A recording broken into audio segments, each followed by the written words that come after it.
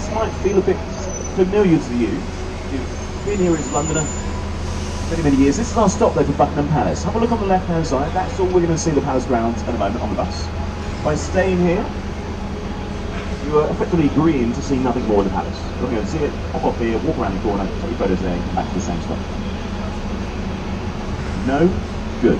Anyone? Last chance? Anyone coming down? Yeah. It's like an auction, someone put their hands up and go, okay, you're coming off. 1, 2, 3, 4. Grab no seats around the bus.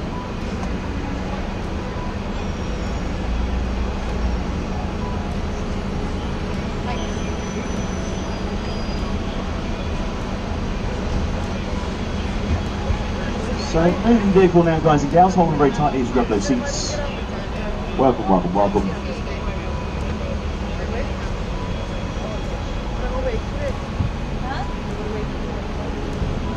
Now, if you are thinking of going into Buckingham Palace, or you can, as long as you know the Queen, as long as you do some hard work, hopefully get invited to Buckingham Palace to tea with the Queen, or you can just pay about £22 and get to go through this little gateway here on the left. That's what they're setting it up for here on the left hand side, for your visit to Buckingham Palace. Not right now, but in a couple of weeks' time at the end of July into August and September, and that's the time you can go to Buckingham Palace. For now though, everything you really see is the golden statue under the palace grounds. Lots of tourists there waiting for some sort of guide into the place. Now, for those folks that have just gone on at the last stop, and sometimes if you walk in front of Buckingham Palace, they have notices saying there is a guard taking there. There's not today. Did they say why it's not?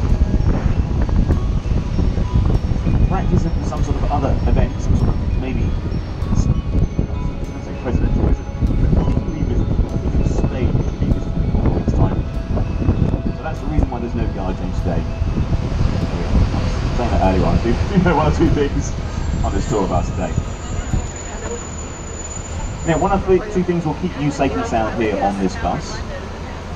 Rule number 1, the safety tip number 1, please, while the bus is in motion, do remain seated for your own personal safety and for mine. If you fall over, a huge amount of paperwork for you to fill out, so please, and the branches sometimes do swoop into the bus when you're easily expected.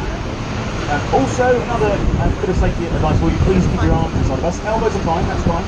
If you like the fronts, have your elbows on the outside. But arms and selfie sticks as well, sort of inside the bus. Just past the South Korean embassy just back there. Right. Now I noticed 1 or 2 people taking photos a moment ago of their family members, and they say cheese when they take these photos. In South Korea, they would say kimchi. So sort of a different one. Before you move around, way of saying cheese, but it's a sort of a sauerkraut, spicy sauerkraut dish that you have with your main course. You probably won't get much kimchi here in London, but you will get here in the pub on the left hand side, classical pub, lovely meal of fish and chips, which you can enjoy with your loved ones. And you can have some mushy peas or mushy peas by the side of your fish and chips. That's our little side dish, like kimchi. It's like mushy peas or mushy peas. It's sort of, peas just sort of mashed up, and marrow fat beans and peas sort of mashed up. It was a very popular dish in the Second World War, when some of our some of our vegetables weren't the greatest vegetables in the world. They just sort of put them in the tin and mash them up. Basically your vitamins in the mushy peas, but you want to in each bit part. Your carbohydrates in your chips, your protein in your fish, so it's a pretty good all-round meal. Potatoes, fish, and peas. That's basically what we survived on. You could go to local pubs for your fish and chips. There are also other little local fish and chip stores which you can find. There's one around the corner here. And basically you get your fish and chips wrapped up for you and take it home. Normally at your hotel, you do that. Sneak in. So I would normally go to like a local fish and chip store, just like the one down the halfway hill on the left hand side. They've got a little food market going on down here as well for the local Londoners. Open fish and chips around lunchtime or in the evening. Over to the left, if you've been here for quite a few years, you'll know this sign on the left hand side, Channel 4. It's like 4 for the Nightmares. One of my favourite shows is Global Box. Watch people characters all over Great Britain. Goggle box. If you don't have it in America yet, basically the premise is you sit down in front of the TV and you watch other people as they comment on the TV they watch. So it's a really interesting TV show, especially with the TV programs at the moment, different views out there as well. I'm not going to get into politics just yet. We're going to carry on. We're going to take it down through the Thames. We do have to do a certain amount of politics. We're going to go down to the home of our government. We call Parliament.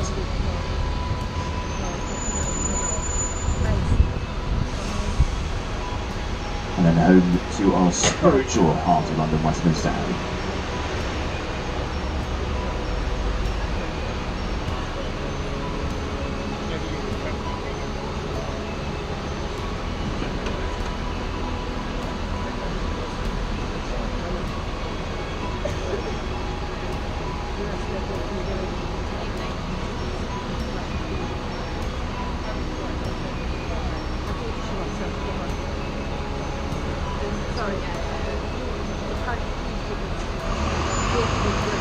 So we are going to take you to an art gallery now, just at the end of the road. We have the Tate Britain Art Gallery, worked by Parlour Turner and Huxtable.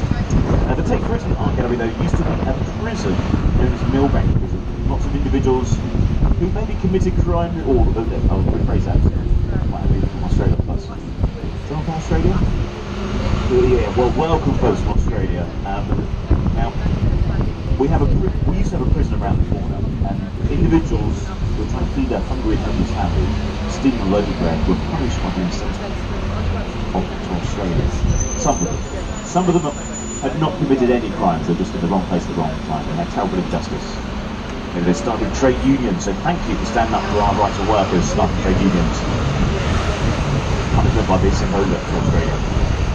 Some of them were branded though, they had the initials for the prisoners of Millbank. It spells out the word POM. So it's where you get the expression POM or POMmy from. Prisoner of Millbank, prisoner of mother ignorance, I would say.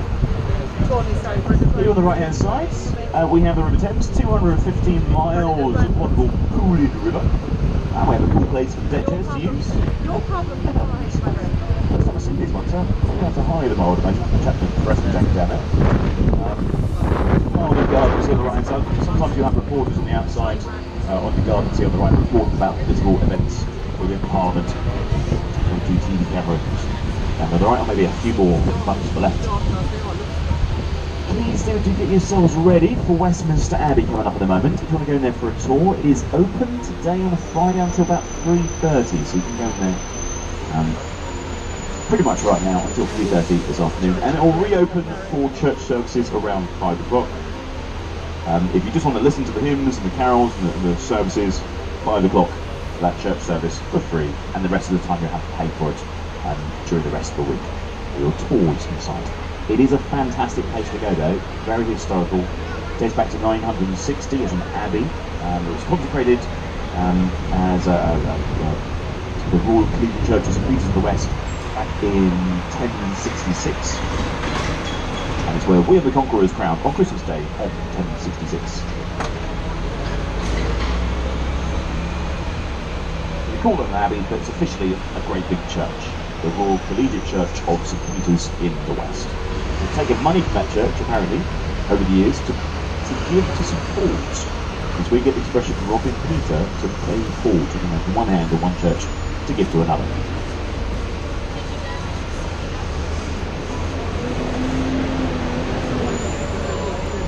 So, just to help Basil our diagram, I'm going to have a quick check around the bus. If anybody wants this location, just to raise a hand for Westminster Abbey or the Houses of Parliament. So 1 or 2 people, anyone else? 3 or 4, 5 or 6, 7, 8, okay, big group popping off then in a moment. When we get to the stop, remember, make sure you check your seats, bring all your bags and belongings, knob off here, and then come back to the same stop if you want to carry on your tour. If you don't want to carry on a tour on the buses, you want to get onto the boats, well, it's just a short walk to Big Ben if you want to get your first point for the boat cruise from Westminster Pier. Or you can stay with us, we'll take you all the way down to the Tower of London and get the boat cruise from there back up here. So it's really your choice, depends on how you want to do things. Still come back to the buses, get the buses down to the tower and get the boat cruise back up. So you've got a few options to think about before you come back to the messes. Come back to these tours later.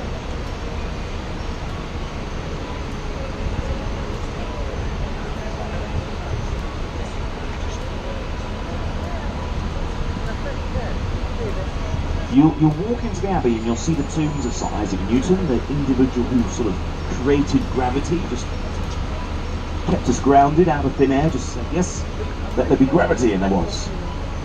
Kept on stopping people floating off into the ether. But basically wrote down the laws of gravity and the laws of motion, really, how body and motion tend to stay in motion. You'll see his tomb inside there. I think they used that in the film The Da Vinci Code. They had a moment when they go and visit the tomb of Sir Isaac Newton. It wasn't filmed in that abbey, it was filmed in another church in the north of England. So Basil, there will be people coming down at the moment. Just going to edge up to this stop. And here we are, this is our stop. Basil, our driver's pulled up here, the doors are open, so if you want to hop off, now's the time to leave the bus. Coming down for this location. Westminster Abbey in front of us on the left, the houses in front of us on the right. So you'll see the main entrances of both of them. You can also go into Parliament, it doesn't cost you anything to go into Parliament.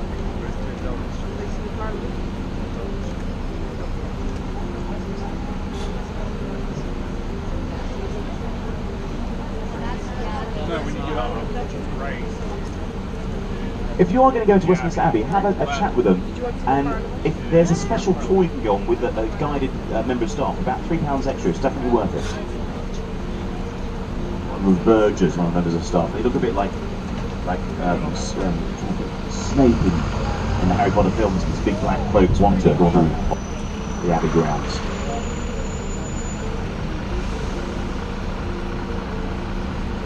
We have a couple of different statues in this area. One of the pieces of art by Henry Moore, over to your left hand side, so we'll do Will here on the left.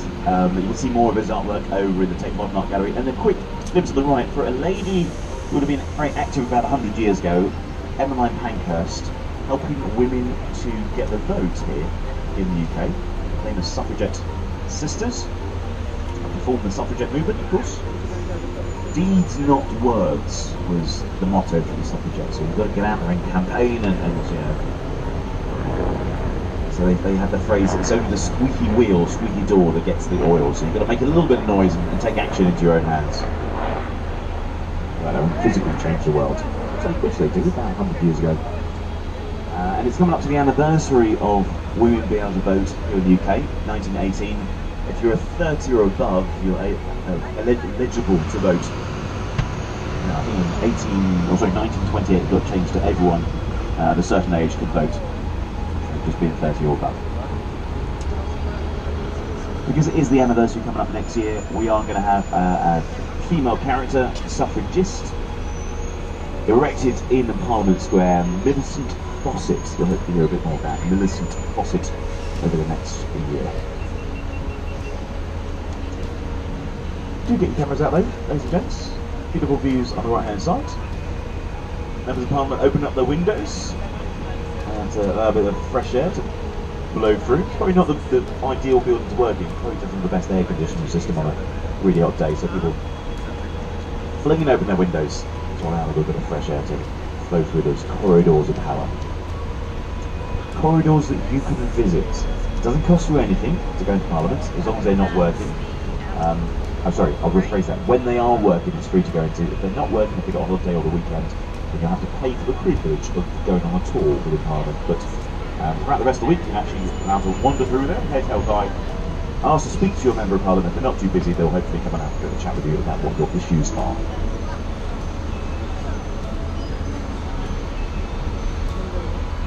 I mean, don't just go in there so you've got bad back or you've got arthritis or something.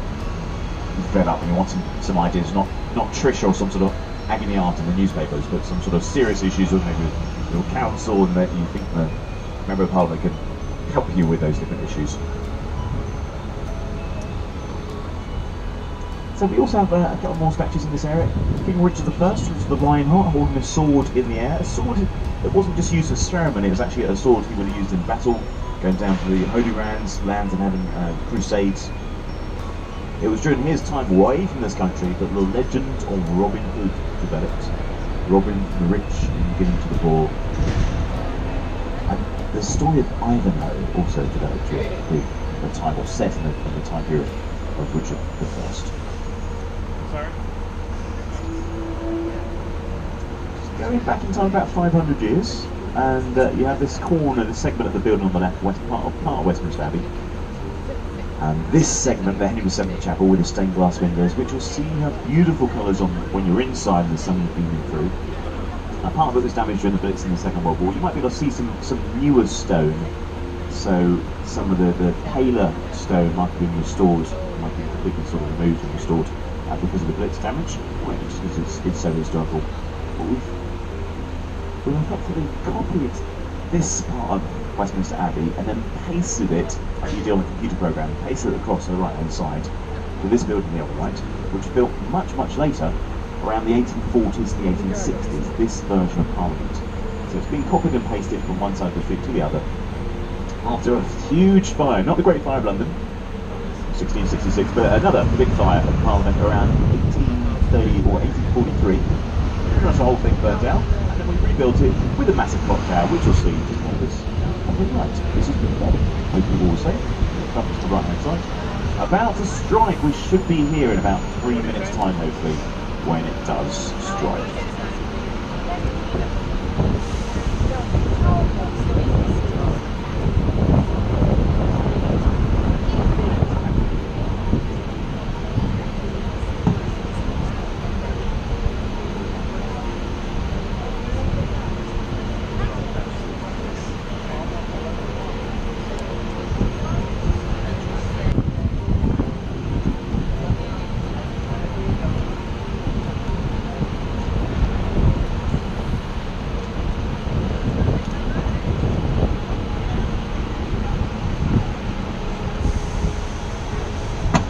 T-minus 1.5 minutes before that.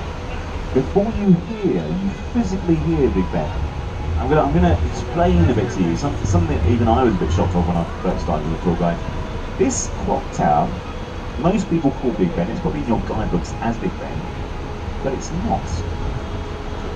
The bell is the bell inside the clock tower that rings on the hour every hour. That is known as Big Ben. It has originally had the name Benjamin Hall on the outside. The clock tower has just been known as the clock tower, and it's sort of a common misconception that it's called Big Ben. Call it what you want. If you want to call it Big Ben, that's fine. Call it Big Harry, call it Big Fred, call it Big Stephen. Don't call it Big Richard. Well, if you shorten the name Richard and get something else, it's a bit hard to talk about with the kids on the bus. Richard Turpin, you might have heard of him. So we have a big clock over to the right hand side. You also have a big wheel of the London Eye, a Millennium Wheel we also call it. Some people say it's a Ferris wheel, and just like the Ferris wheel's turning, I want you to turn to the left hand side to see the very small queue to get into Westminster Abbey today. It's a short queue, normally goes all the way down the street around the block. You can say a few prayers while waiting in line. You can also see Westminster outside of the building on the left hand side. We have a statue of Abraham Lincoln. We have a great statesman we can come right here, 16th president. Listen out, the bells are ringing.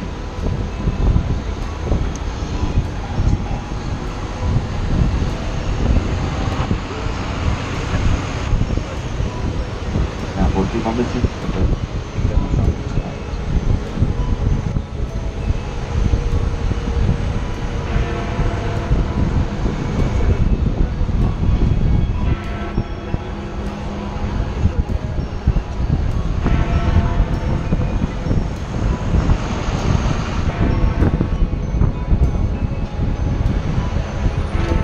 Fantastic time by our driver Basil.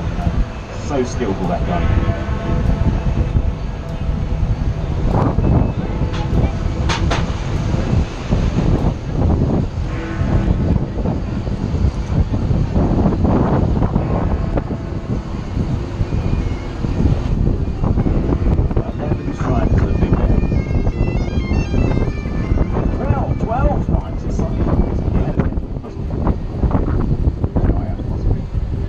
It will strike me 11 times, 11 o'clock. A bit ahead of myself. We are going to have a stop in a moment. The striking piece of architecture over to your left hand side, the London Eye with all the capsules. About 28 people could fit into each of the capsules. It rotates around 35 minutes for a full loop.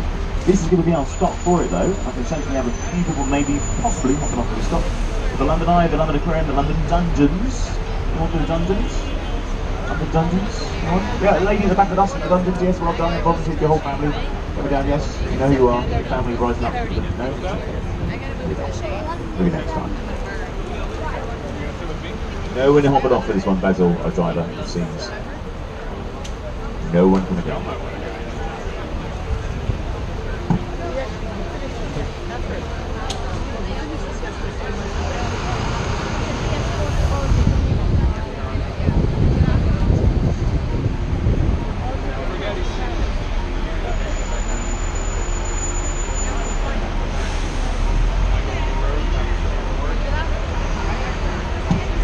And now we have a glimpse of a hospital here on the right hand side. This is Thomas's Hospital, named after Thomas Becket, our previous Archbishop of Canterbury. Some would say Saint or Sir Thomas Becket.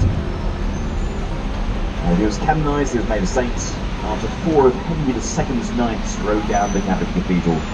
Not to visit him and say, you know, how you doing, and fancy a beer, but to sadly execute him to pieces within Canterbury Cathedral itself. And many years after that, people visited the shrine of Thomas Becket down in Canterbury Cathedral. And they went on a journey with maybe their other friends and members of the family, remembered in the tales of Chaucer, the Canterbury Tales. It'll take about a day's horse ride to get down there. That's known as a horse's canter on the way down to Canterbury Cathedral.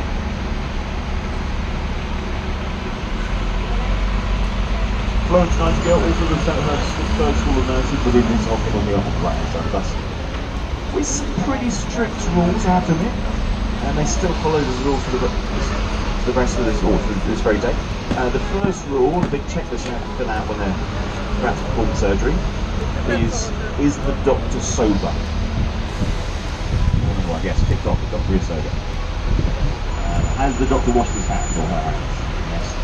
Because originally they came to work a little bit tipsy, just wipe their hands on the jackets on a big apron, and the more blood you had in the apron, it showed you a much more successful or busy surgeon. They were actually more active, so they didn't really wash their aprons that much. So if you ever go to hospital, consider yourself lucky. In this modern day and age, instead of back in 1665 or 6, the last place you want to get better, or the last place you want to go to if you're ill, was the hospital. You might think that some of our doctors are drunk if you do go in for an operation. I went in there a few years ago, not to this hospital, it's another hospital, and I was going to have an operation on my hand, my right hand. And before I had the operation, the doctor got a big felt tip pen out and said, I just want to make sure that I'm just going to write a big X where we have to put an X on your arm, so I don't get them mixed up. That's what they do. They still do that in straight day. They just follow this really long checklist of making sure everything goes right at the right time. So when they are performing surgery, they don't get mixed up in performing surgery. We have a vehicle ahead of us here. It's the wonderful gut bus tours. We'll see chugging along in a moment. I don't know what it is about these guys, but they always, when they go past, sometimes have a quick glance up at it. I feel they always look up to us. For some reason, they look up to us.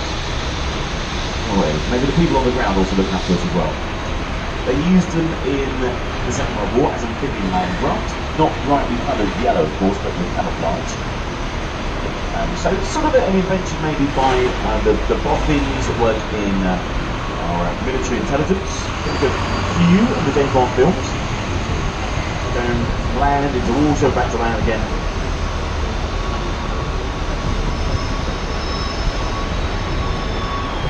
One of those boffins, one of those bright sparks, would have been Winston Churchill. He helped to fund Bletchley Park, which helped to eventually break down the Enigma codes. Wonderful place to visit, Bletchley Park, if you're interested in Batman codes. And he also helped to create tanks in the First World War. He was sort of the top boss of our Admiralty, our naval vessels. And so he basically wanted a vessel that could travel across the land, like ships would do across the sea. They called them land ships. land ships, but they didn't want the enemy to find out they were mass producing these land ships, so they give them a code word, and they pretended that they were going to create lots, not of land ships, but lots of septic tanks. So pretended they were creating lots of septic tanks, and the name tank was stuck because they were originally called septic tanks. We are going to have to stop in a moment, guys and girls. It will be your chance to have off for the London Eye and for Waterloo, and for the General Lady in Hospital here on the right hand side, which is now sadly closed down, turned into the Premier Inn Hotel. But as we go into labour, that's give birth, and you come down here, and hopefully after giving birth, you rest and relax for about a week or so. At least in the old days, in this hospital at least. You're in and out on the same day. I'll look to the left hand side. London Eye Big Ben together on the left hand side of us just for a moment. Yeah. You know where it is now. Quick snapshot. And you can always come back later if you didn't manage to get a good photo. We're crossing what's known as a South Bank, so if you're on the left hand side of us, look down to the left, you see a little beach area. It's still there. It's a lovely location.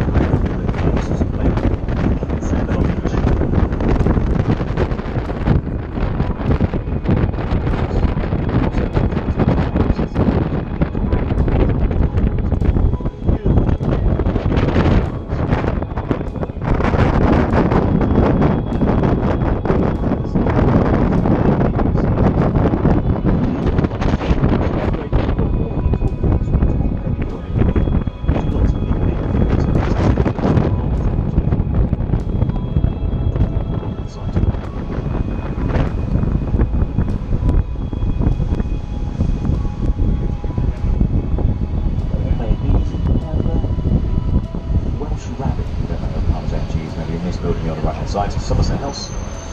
It's a place that used to be the first purpose-built office or major office block in Great Britain for the government. Built back in 1776, same year as independence in the States.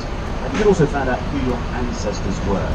Structure to find out related to the Duke of Wellington, to Queen Victoria.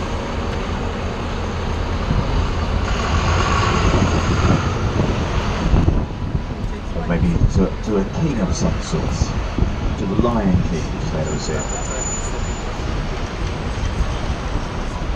You've got to be careful of how far back you're looking of it family history, because you might find out related to some, maybe Richard or Dick Turpin, possibly some sort of highwayman. Have it here in London. The Lion King, ahead of us here on the left hand side, great show, especially with the youngsters, but the adult humor, also humour for children here in that show. The Raiders were founded back in 1975, a world tour bringing reggae to the masses.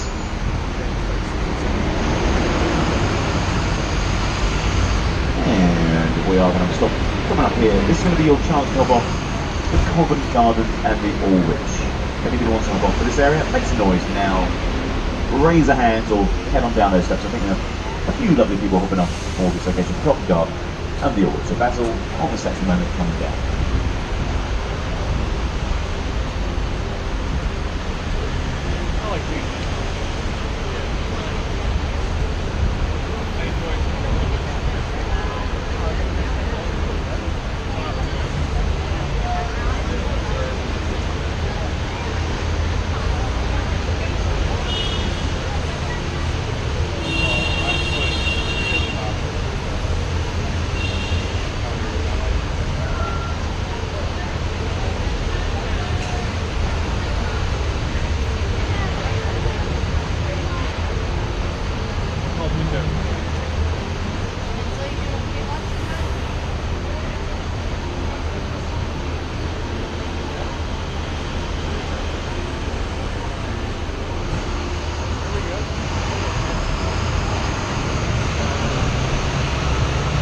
This is the home of the Indian Embassy, or High Commission, you could say, here on the right hand side. So it's a wonderful building, beautiful images, parts of India on the outside, flags at the top, see the name of the house.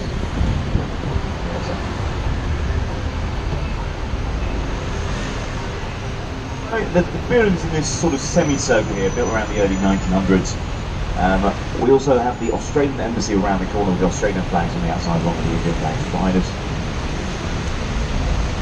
You basically have embassies or high commissions in countries that have links with Great Britain. We call them high commissions. They have a Canadian high commission, Indian high commission, South African and New Zealand and Australian, and then we have embassies for all the other countries around the rest of the globe. We'll go past the American embassy a little bit later on today. As you come back down Park Lane, it's based in the area known as Mayfair, very exclusive part of town, Mayfair, very expensive as well.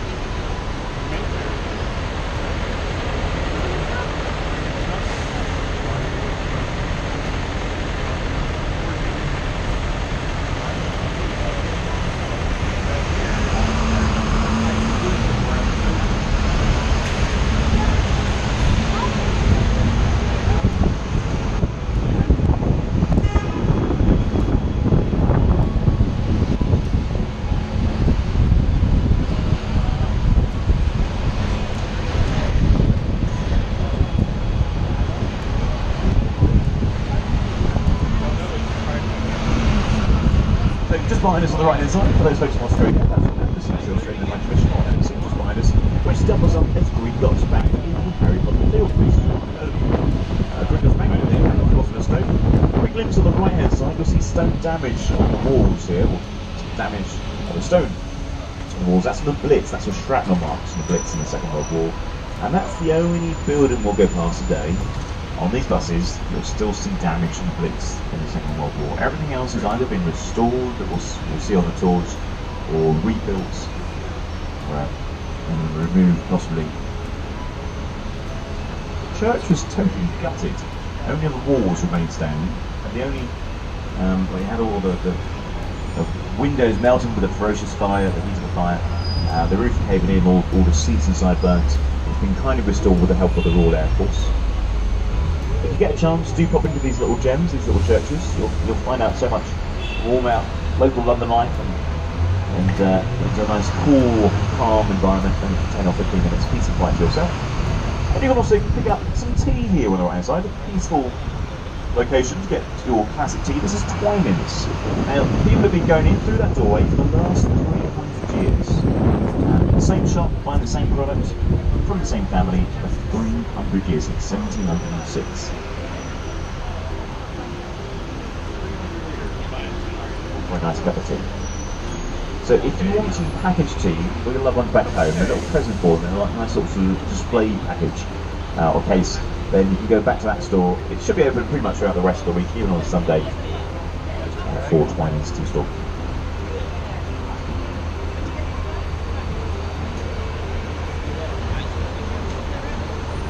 Well, the statue, the dragon on the plinth, that shows we're about to enter the City of London, so it's sort of like a gateway marker.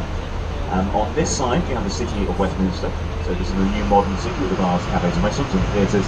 On the far side you have the much more historic district of London, parts of which will date back to the days of the Romans.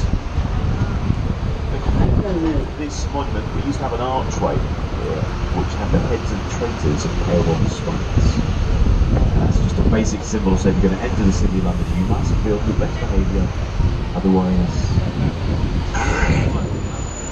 off with your heads. Dipped in tar, really thick gooey tar, they last up there for about 4 or 5 years.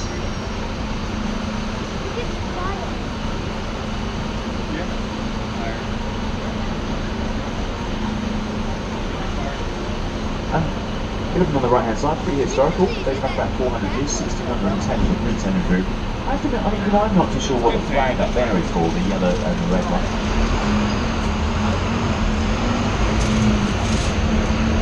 On the right hand side. Tried to Google it in the past and still can't find out.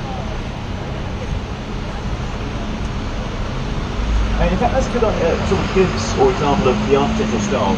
And they used to have buildings going up and then out over the roads, and then up again and out over the roads. You maximise your living space. You rent a very small ground floor and then build it up and out. Rising up ahead of us here, we have the Dome of the Gherkin. Next door that's the slice of the cheese with the new modern buildings. And then just a dome with some 40 people over there. The road coming out here at the moment. Now, St Paul's is an amazing building, fantastically historical, about 300 years, but if you want real history, my suggestion is to visit one or two pubs. There's one here on the right, another little Irish pub, Tipperary, first Irish pub, first pub with a certain kind of Guinness here in London. And on the left, the old Cheshire cheese, which dates back to 1667, was built 1 year after the Great Fire of London. This sort of thing. It's so historical that when you go through the main doorway, you can't. You walk on the main. It's got a stone step that's actually been worn away in half with a foot leather. It's been trampled on the stone step, so leather carved out stone, and they've had a place of cast iron grating on top of the stone, so it won't be cracked in half. It won't physically crack. This is still Fleet Street, yeah. Full of journalists at one point. Little images here on the left-hand side of Mary Queen of Scots, and a little piccadilly around their neck, a little lacy black collar. They were sold in an area which basically picked its name from the Piccadilles, a place called now Piccadilly or Piccadilly Circus, is where we originally sold Piccadilles. So a high activity. Printing presses ringing for 300 years here, the journalists here for, 500 years, the journalists here for about 300 of those 500 years. And news agencies like Reuters ahead of us here on the right, I think. Stone-clad building with a major archway door, dating back to the 1930s, and on the other side of the road, another building, also dating back to the 1930s, for the headquarters of the Daily Express. So you see actually the lettering just by the main doorway for the Daily Express.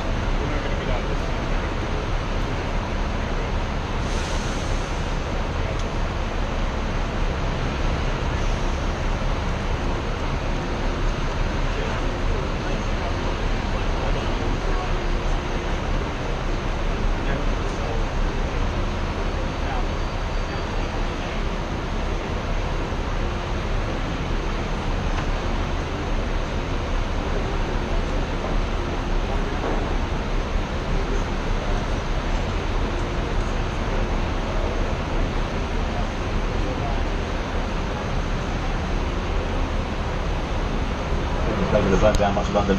Well, this baker was trying to find some inspiration for his daughter's wedding cake.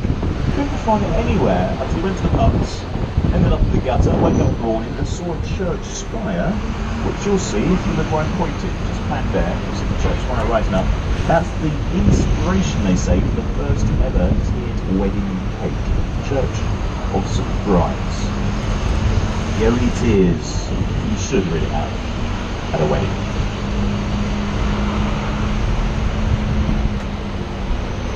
Now, for those folks going into St Paul's Cathedral, you've got to get your climbing legs in gear. You'll climb up 528 steps, and before you hop off, you can look out the window at the front or at the back of the bus looking forwards. You'll see, hopefully, people at the top of the dome. I can't see them at the moment, the bus covering the way. Sweet shops on the right-hand side, classic ones from the 60s, 70s and 80s, if you're hopping up here with the youngsters. You need some energy to get up those steps. And this is going to be our closest stop to St Paul's. So get yourselves ready if you want to hop off for this stop. See, we have some saints hopping off for this location. Think ahead, folks. Saints going marching in, hopping off for St Paul's Cathedral.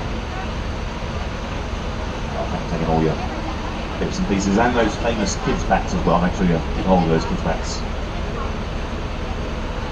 Anybody else hopping off? Still coming down on the steps at the moment, coming down for this stop.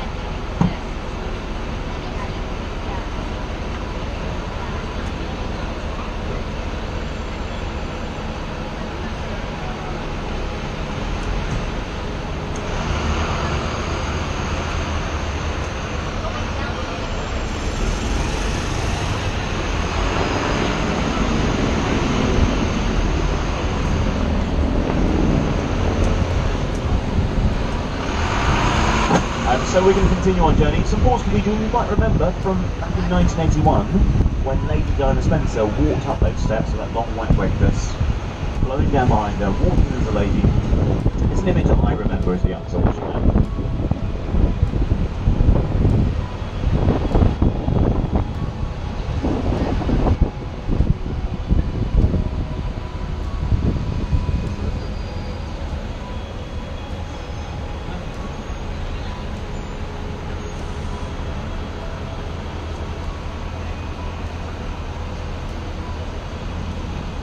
So 3 major tombs are here.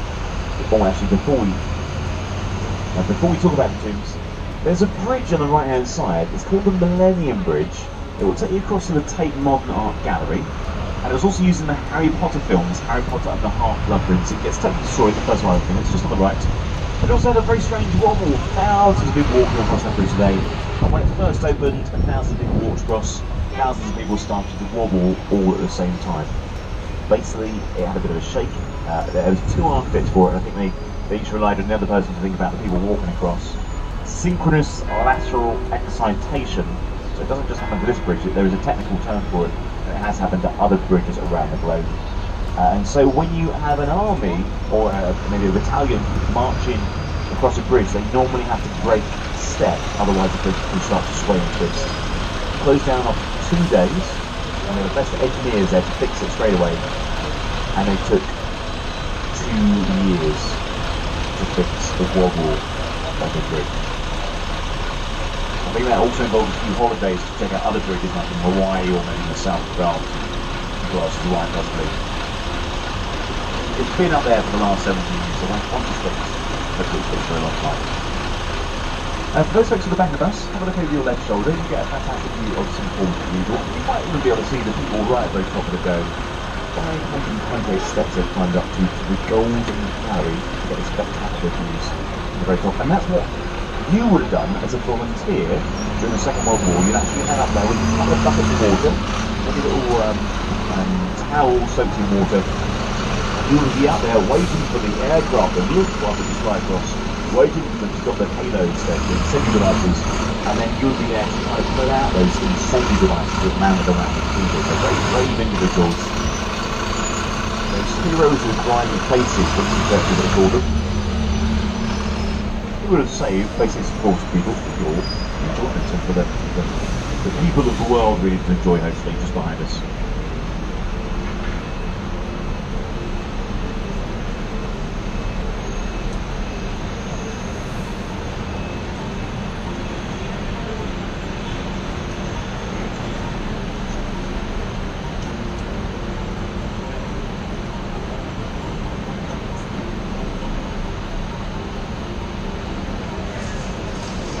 Whispering gallery, folks. So if you do go up there, there's a certain area where you whisper into the side of the dome, into what's known as the Whispering Gallery. On French, you've got to hear what you have to say on the far side of the dome, about 100 feet directly behind you, as you whisper. When you do that, though, just be careful of what you whisper. Don't get too saucy with your loved ones, because lots of other people will be listening to what you have to say, so don't get too cheeky with them. Darling, honey, I'm darling, I'm looking at that tonight. Open a bottle of champagne and do a nice massage and then watch TV. Probably after that, maybe.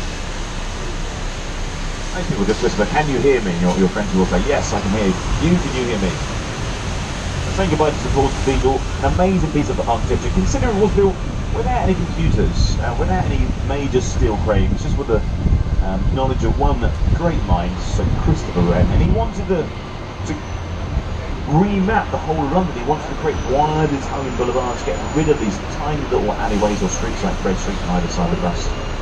The local business people said no, just rebuild London as it was. Don't want to lose any of our property. So we still have these sort of small, tiny narrow lanes that we'll see dotted with a major thoroughfare of London. One little lane coming up on the left, that's Bow Lane.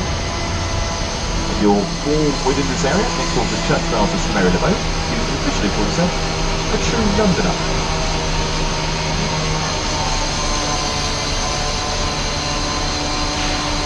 You're a cockney character or a true Londoner.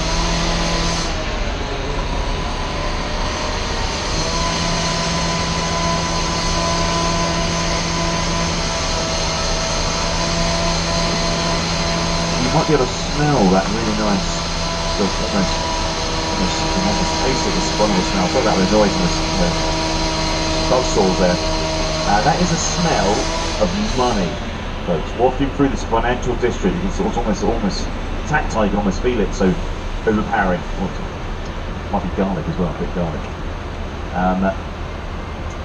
But yeah, this is our financial district, so money will be flowing, credit and cash will be flowing within this area. If only the traffic flowed as much as the money in these streets of London. So we have Wall Street in New York. We have many streets all flowing from this one central hub around the corner. The area that's simply known to us Londoners as Bank.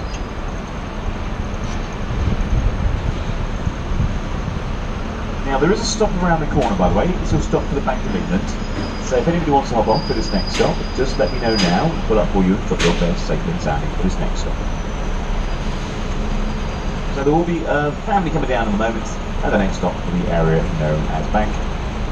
Before you go, once again, make sure you do check your seats before you leave the bus. Bring all your bags and belongings with you. You can always come back to the same stop to carry on your tour after that.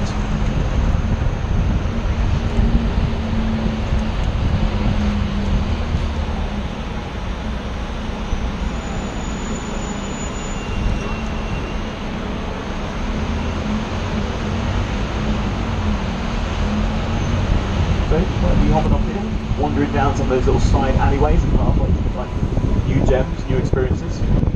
So Basil, family coming down at the moment, almost there, pulling up to this next stop. There will be a bit of a jolt here, so watch out for that jolt. And there we are, coming down to this location, hopping off for this stop right here, right now.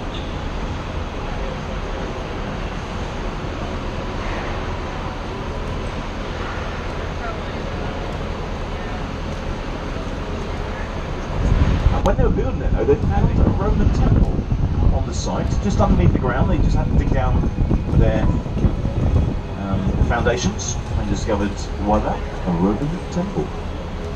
So there really are Roman artifacts underneath the soil. And over to your left there is even gold underneath the soil of the Bank of England. This is our major bank, it takes up the entire block here. It's known as the Old Lady of Threadneedle Street, so sometimes the government will come down here to ravish that lady and sell off some of her gold and silver. Where Mark Carney, a Canadian gentleman, is now working. He's been poached from the Bank of Canada, now does a great job here. And roughly gets paid about £1 million a year for his work. Pocket change, very millions about left, right and centre nowadays in the financial industry. But actually, when you think about it, it's quite a lot of money. If you think how many years you would have to work to make £1 million, then you realise how large £1 million really is. How many years? 3 or 4 possibly? 4 or 5 maybe? Give it a push. And we have a column that could be probably worth more than £1 million. That's the monument to the Great Fire of London. Gold, not solid gold at the top, but gold leaf up there. Remember, it's a town fire of 1666 that started in this area. In a little lane called Pudding Lane, run by a man called Thomas Farrier, who didn't look after his own little nights. Sadly, the whole building burnt down to the ground on the 2nd of September, followed by 1870 city of London. Terrible inferno. We didn't blame, or maybe some people blame the baker, but he basically blamed the French. And in those days, we sadly believed that we round up some the usual suspects. Someone with a French accent said no, and should have said yes, and was probably executed. Starting the Great Fire of London. That actually happened. A man called Robert Hubert, who wasn't even in London when it started, said yes when he should have said no and was probably executed. That's a terrible tale of injustice, but there is a moral to the story. You get into trouble, something terrible, just lie about it and blame someone else. Not what it was. Maybe never got the French to be very friendly with France over the years. It's the biggest French-speaking city outside of France itself. Population. Okay, a really big bridge here on the right hand side. This is London Bridge. There's a shard of glass on the far side.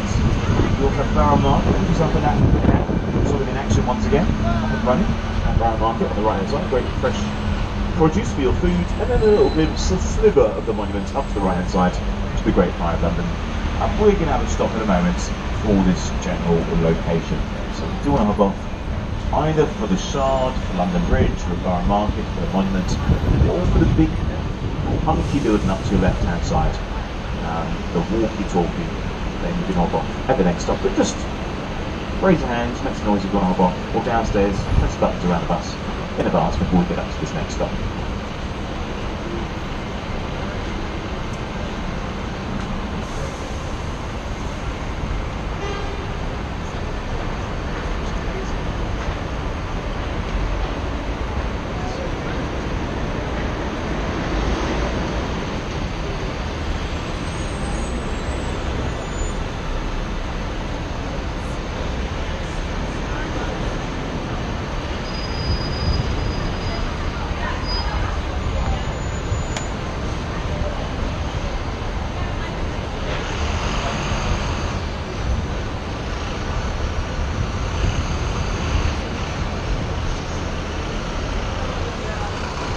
all good, Basil. So just over the right shoulder, sorry about that, I failed to put in lanes behind us on the right. That's where the fire originally started, in that little bakery. 80% of London sadly destroyed from the mishaps, there's mismanagement maybe from Pudding Lane. We say Pudding Lane, and that they did have bakeries there, but apparently they also used to sell something else. You might have heard blood pudding when you have your fried breakfast in the morning, sort of your blood from your animals. Well, that's what they sold. They sold the entrails of animals, apparently. So your sheep's intestines, maybe the sweet meats or the brains, possibly having five-star restaurants nowadays, Michelin-star restaurants. That's what they used to sell down here on the right hand side. Your bone marrow ready for you in Pudding Lane. If you want to enjoy some bone marrow bone jelly, you should probably do some of this. Dogs are not going to have marrow-bone jelly. Bone marrow up in the building over to your left-hand side. They have some pretty cool restaurants inside the walkie-talkie, the top-heavy structure in front of the left. And that building had a bit of a terrifying moment a few years ago when it melted someone's car. You can feel the heat of the sun on you at the moment, on your arms and your back of the necks. Well, the heat of the sun was hitting the windows here, being intensified by the concave structure of that building, like a satellite dish, or a set of mirrors all pointing in the right direction. They pointed down here to the right, so basically melt someone's Jaguar. It's a very expensive Jaguar. Didn't melt the whole thing, you know, they recovered part of it. Maybe for spare parts. But it's sort of known as a sky scorcher, or the walkie-talkie. It's officially just office space. So you have office space inside there. The title for it is 20 Fenchurch Street, but it's been nicknamed as the walkie-talkie. The great thing about it is you can go to the top for free. If it whiz you up to the very top, you have to show your ID, and you also sadly have to book in advance. But if you booked in advance about a week ago, maybe 10 days ago, you get to the Shard, or you get into the walkie-talkie here for free, and the views up there, I haven't done it yet, I know it's been up here for views, I will eventually do it, but the views are fantastic across the whole of London from this structure. Just don't look at it the wrong way, otherwise you won't get blinded with the sunlight in your eyes. Another glimpse of the Shard of Glass down the path on the right hand side, just a decent glimpse of it. That's the tallest building in Western Europe. Really impressive views, and they have an observation platform you can get up to into today, as long as you pay for it, about £30 for your tour right to the very top. You have to get 2 lifts, it's so big. You just have 1 lift. The lift chain apparently would be so long that it would actually add weight to itself and probably fracture, so we've got 2 coming. So you've got 2 lifts, much more safer to get you up and down.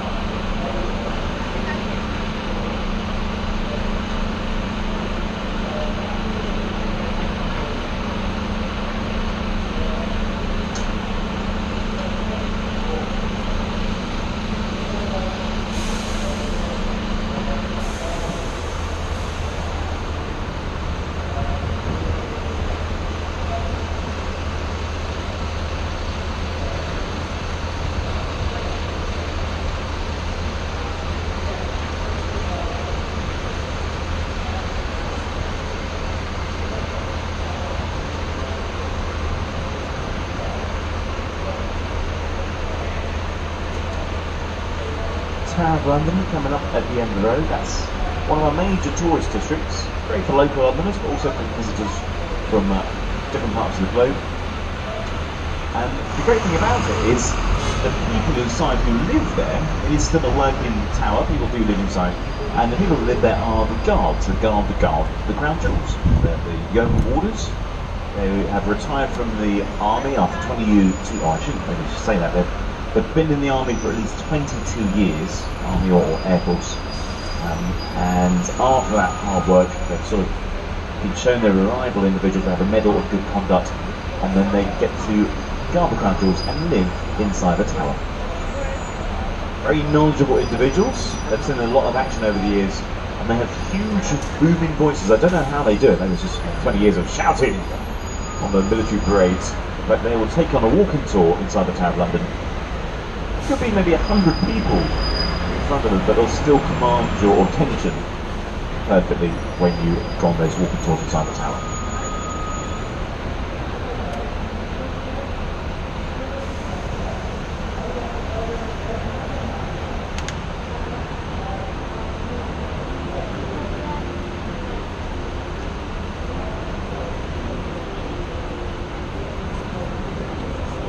Undrawn and quarters were one of the most gruesome forms of torture and execution ever created or ever devised by a human being, involving William Wallace originally back in 1305, and eventually heads would fly chopped off and then placed on top of London Bridge for all to see.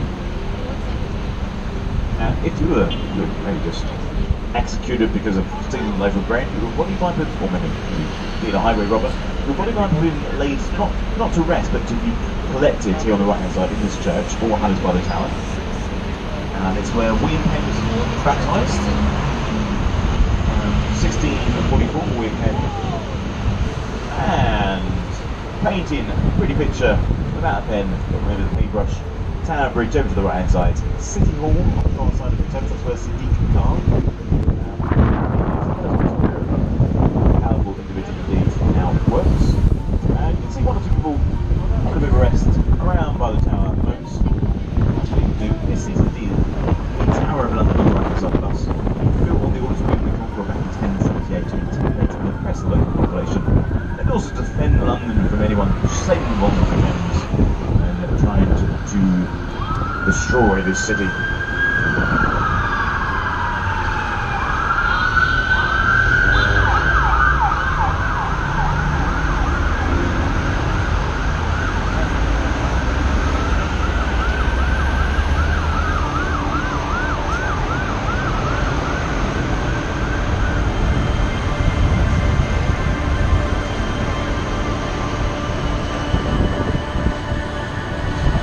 Don't panic, we haven't lost our stop at the Tower of London. We just got to do a little loop around this area and then drop you off in a few minutes by the tower itself.